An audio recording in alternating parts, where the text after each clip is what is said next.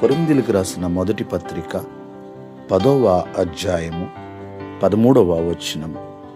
దేవుడు నమ్మదగినవాడు, మీరు సహింపగలిగినంతటి కంటే ఎక్కువగా ఆయన మిమ్మును శోధింపబడనీయడు.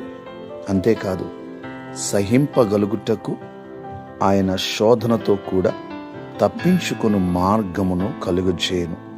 ప్రియులారా, దేవుని వాగ్దాన వాక్యము మనకు శోధనలు కలగక మానవు. అయితే మనం ఎదుర్కొనే ప్రతి శోధన మీద జయమును ప్రభువు మనకు అనుగ్రహిస్తాడు. ఆయన నమ్మదగిన దేవుడు. శోధన నుండి తప్పించుకునే మార్గమును ఆయనే కలుగచేస్తాడు. ప్రార్థన. సకల ఆశీర్వాదములకు కారణభూతుడా మా దేవా, మీకు వందనాలు, స్తోత్రాలు.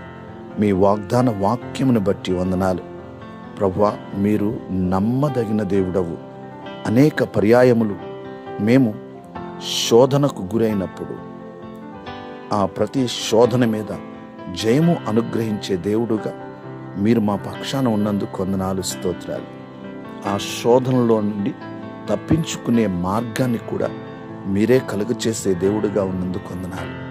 ప్రభువా, ఈ వాగ్దాన వాక్యం విని ప్రార్థనలో ఏకీభవించిన ప్రతి ఒక్కరిని, వారి కుటుంబాలను, వారి బిడ్డలను దీవించండి.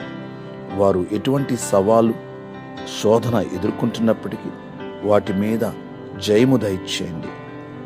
మీకే వందనాలు, స్తోత్రాలు చెల్లిస్తూ యేసయ్య నామములో ప్రార్థిస్తున్నాము తండ్రి.